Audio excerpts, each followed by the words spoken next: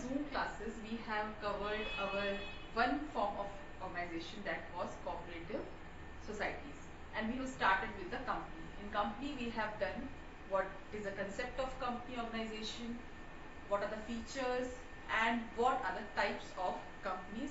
In types, we have seen private company and public company. Today we will see one more type of company. This is not a variety or not a category of companies, but it is a type of private company, you can see. Like we have seen, a private company is run by some private individuals. Same like that, one person company is also run by private individual. Now what is the difference between the private companies and OPC? As you have seen in the features of private company, that private company, to form a private company, at least two members are required. This provision was given in our Indian Companies Act 1956. But when the amendments were made, New Companies Act, that was in 2013, when it came into being, in that a special provision was given for OPC, that is one person company. Means now a single person can also start a company.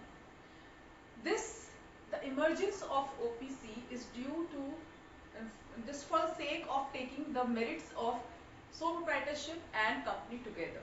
Means when we acquire all the merits of sole proprietorship and all the merits of company, what we come out with is a one person company. So in this chapter or in this topic, you don't have to do it in very much details, but you have to just know the main concept of OPC. Concept is one person company, one person can start a company. This is called OPC. Now, in your book, you can see there is the causes of the formation of OPC, why OPC is made, or why this provision was given in Companies Act 2013. So there are two reasons: making the unorganized sector as organized and stopping the formation of private company by wrong means. अब unorganized को sector को organized बनाने का क्या मतलब होता है? Unorganized means which is not recorded or which don't have any record. Like जैसे sole proprietorship होता है. If you take the example of a state, suppose Haryana. In Haryana, you don't have any record how many people are doing business here, because business is such a vast range. एक छोटे से छोटा business से लेके बड़े से बड़ा business हो सकता है. तो बिजनेस की इतनी वास्ट रेंज है, और बिजनेस सोल प्रोप्राइटरशिप कभी भी, क्योंकि as you know, in sole proprietorship a single person is doing business, he will taking all the decisions. He can start a business anytime, he can change the business anytime, he can stop the business anytime. So it is very difficult for the state government or for anybody to keep a record of how many sole proprietorship businesses are running in a country or in a state. But if we see for company organization, all the companies are being registered under Companies Act 2013. Registration का मतलब क्या होता है? When we submit all our documents to the registrar and he records your name in his register, that is known as registration. He has the full record in how many companies are being run in a particular state or in a particular country. So in this way, unorganise से organise sector में आना, इसका मतलब ये होता है कि sole proprietorship क्योंकि अनऑर्गेनाइज्ड है, क्योंकि उसका कोई रिकॉर्ड नहीं रखते, उसको अगर हम ऑर्गेनाइज कर दे, ऑर्गेनाइज सेक्टर में ले आए, तो दैट इज कंपनी में, तो मतलब सोल प्रोप्राइटरशिप को अगर हम ऑर्गेनाइज कर दे, तो दैट इज ओपीसी. जो सेकंड आपका इसमें आपको पॉज दिया हुआ है, that is stopping the formation of private company by wrong means. अब इसमें रॉन्ग मीन्स क्या था कि जब पहले ये था कि दो persons are required to form a private company, तो अगर एक इंडिविजुअल करना चाहता है, तो somehow he needs someone else to join with him, because it was a rule that at least two members are required. तो क्या होता था कि अगर एक इंडिविजुअल करना चाहता था कंपनी स्टार्ट, तो वो किसी ना किसी को अपने साथ जबरदस्ती ऐड कर लेता था, just for the sake of name.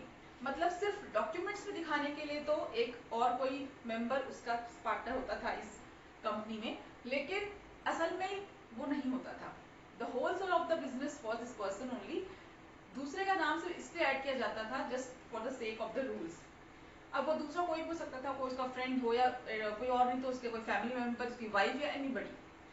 तो इस चीज से बचने के लिए कि अगर कोई इंडिविजुअल, सिंगल इंडिविजुअल अगर कंपनी स्टार्ट करना चाहता है, तो why not give him a chance to do it in fair terms.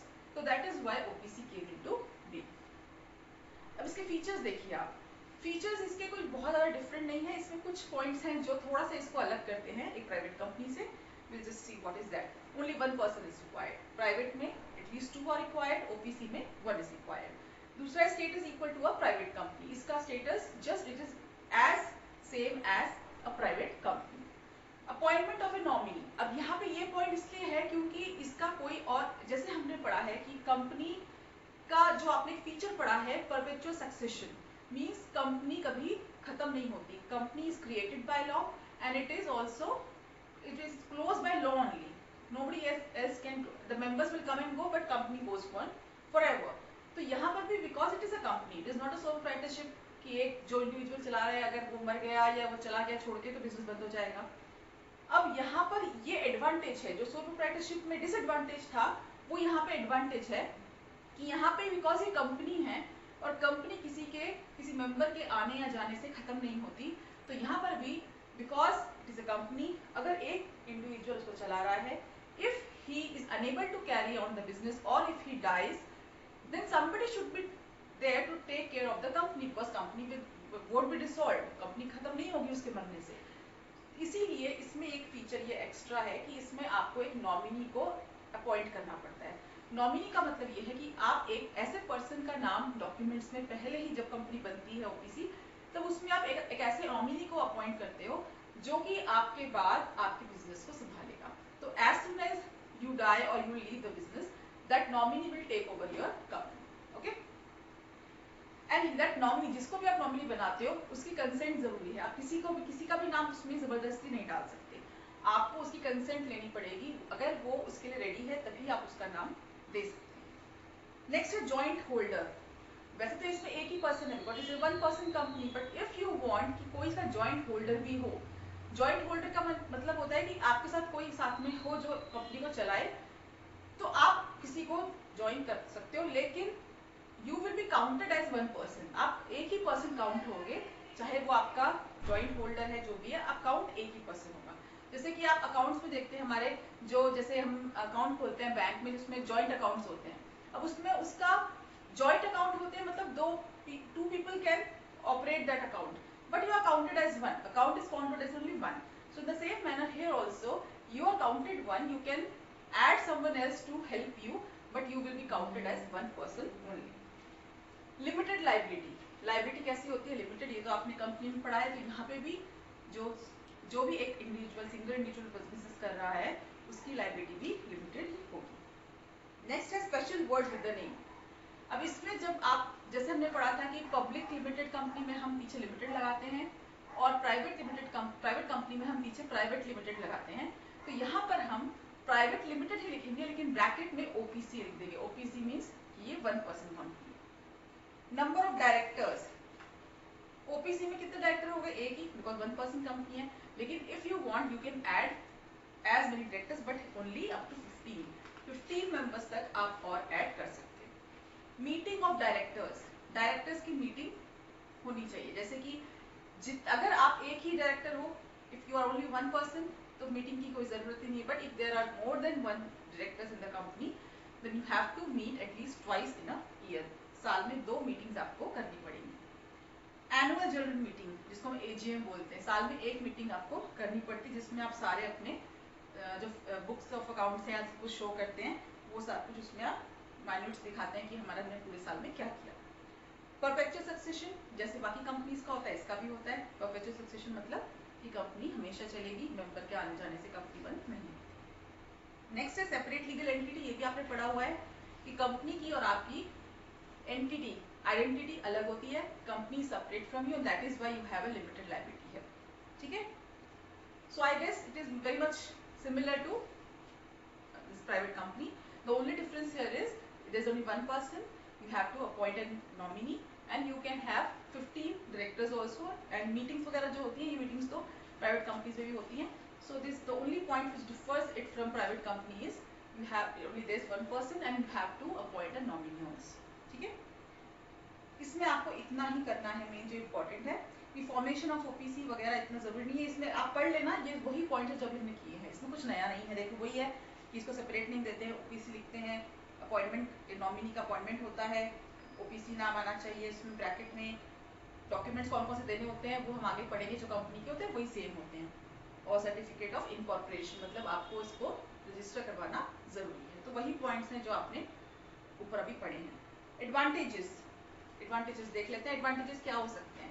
अब हमने इसमें देखना है कि एडवांटेजेस इसके वो होंगे जो हमने सोल प्रोप्राइटरशिप में जो डिसएडवांटेजेस थे वो इसमें एडवांटेजेस बन जाएंगे। देखिए आप, फर्स्ट है लिमिटेड लायबिलिटी। सोल प्रोप्राइटरशिप में एक अकेला बंदा कर रहा था, बट उसकी लायबिलिटी कैसी थी? अनलिमिटेड।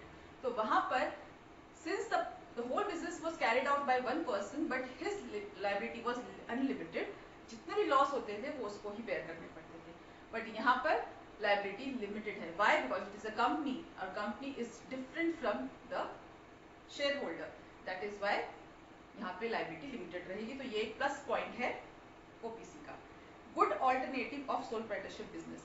अगर आप अकेले बिजनेस करना चाहते हैं लेकिन सोल प्रोप्राइटरशिप बिजनेस में there are so many disadvantages, तो वो अगर आप नहीं करना चाहते तो आपके लिए ये एक उससे बेटर ऑप्शन है, being doing it alone. Sole shareholder, आप अकेले शेयर होल्डर होते हो इसमें, क्योंकि सारे शेयर्स आपके पास होते हैं। सोल डायरेक्टर, आप अकेले डायरेक्टर होते हो तो आप सारे डिसीजंस जो भी इसमें आपको मीटिंग्स नहीं करनी पड़ेंगी किसी और के साथ। जैसे मैंने आपको बताया था कि कंपनी में कोई भी डिसीजन लिया जाता है तो सब डायरेक्टर मिलके वोटिंग करते हैं, मीटिंग्स होती हैं। जब मेजॉरिटी ऑफ जो भी मेजॉरिटी आती है वो विन करती है और वही डिसीजन लिया जाता है। But here because you are the whole sole, you are the one director only, so everything is on you, so you can take whatever decision you like for the company. तो यहाँ पे ये advantage आपको मिलता है, ठीक है। More logical, ये मोर लॉजिकल है। क्यों? क्योंकि इसमें एक तो सोल प्रोप्राइटरशिप वाले सारे एडवांटेजेस हैं कि सब कुछ आप अकेले कर रहे हो, सब हर चीज आपकी अकेले की है, प्लस आपकी लायबिलिटी भी लिमिटेड है। आप अगर लॉस में जाती है कंपनी तो आप अपना मतलब आपके ऊपर उसका लॉस आपको बेयर नहीं करना पड़ता। तो this is again advantage of sole proprietor OPC. Last है एंट्री इन ऑर्गेनाइज सेक्टर, जो मैंने अभी आपको बताया कि अनऑर्गेनाइज सेक्टर से ऑर्गेनाइज की तरफ आना। अनऑर्गेनाइज क्या था? सोल प्रोप्राइटरशिप, ये क्या हो गया? ओपीसी क्या हो गया? ऑर्गेनाइज्ड में आ गया, ठीक है। और लिमिटेशन, अब जिस चीज के इतने फायदे हैं उसके कुछ नुकसान तो होंगे, तो उसका एक नुकसान क्या है? मोर फॉर्मेलिटीज बहुत ज्यादा हैं जो कि किसी भी कंपनी को बनाने के लिए होती हैं। There are so many legal formalities, अभी आपने वो पढ़ी नहीं है। नेक्स्ट चैप्टर में आपका जब आएगा कि how we form a company, तब आप देखेंगे कि इसमें कौन कौन सी फॉर्मेलिटीज होती हैं। शॉर्टेज ऑफ रिसोर्सेज, अब रिसोर्सेज की शॉर्टेज, ये क्यों पॉइंट आया यहाँ पे? क्योंकि फर्स्ट पॉइंट, ये प्राइवेट कंपनी है, इसमें आप पब्लिक से पैसा नहीं ले सकते। जैसे मैंने आपको बताया था कि पब्लिक कंपनी में तो आप पब्लिक को शेयर इशू कर सकते हो, तो पब्लिक से आप पैसा ले सकते हो। बट प्राइवेट कंपनी में because it is run by some private individuals, they cannot issue shares in the general public.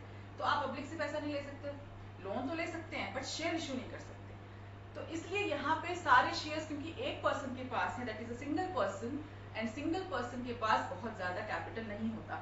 तो ये कंपनी से बिल्कुल उल्टा पॉइंट हो गया, क्योंकि कंपनी में हमने देखा था, कंपनी के फीचर्स में हमने देखा था कि कंपनी एक ऐसा फॉर्म है बिजनेस ऑर्गेनाइजेशन का जिसमें बहुत लार्ज स्केल बिजनेस हो सकता है because there are so many resources. But OPC में ये एक नेगेटिव पॉइंट है कि बिकॉज यहाँ पे एक ही पर्सन उसको कर रहा है, चला रहा है, तो यहाँ पर उसके पास रिसोर्सेज कम होते हैं। एंड लास्ट है अनबैलेंस डिसीजन, जो अगेन पॉइंट आ रहा है हमारा सोल प्रोप्राइटरशिप वाला ही डिमेरिट आ रहा है कि बिकॉज यहाँ पे एक ही पर्सन है। कंपनी में क्या था? बहुत सारे डायरेक्टर्स होते थे, तो वो सारे मिलके डिसीजन लेते हैं, तो डिसीजन बैलेंस होता है, अच्छा होता है। बट यहाँ पे डिसीजन सारे एक अकेला डायरेक्टर ले रहा है, तो वही जो सोल प्रोप्राइटरशिप में डिमेरिट था वही सेम डिमेरिट है कि क्योंकि एक पर्सन अकेला सारे डिसीजन लेता है तो डिसीजन गलत भी हो सकते हैं, ठीक है। So I hope you understood what is the concept of OPC. इसमें कुछ कुछ बातें आपको कंपनी की मिलेंगी, कुछ कुछ बातें आपको सोल प्रोप्राइटरशिप की मिलेंगी, मिला जुला सा है इसमें system. So this is a new concept, हालांकि बहुत ज्यादा एग्जाम्स में पूछा नहीं जाता है, but still you must know कि what is the concept of OPC which we have cleared in this video. So I hope you must have understood. तो अभी हमने कंपनी का ये वाला चैप्टर खत्म कर दिया है, company organisation. Now, from the next video, we'll see how a company is formed. So till then, take very good care of yourself.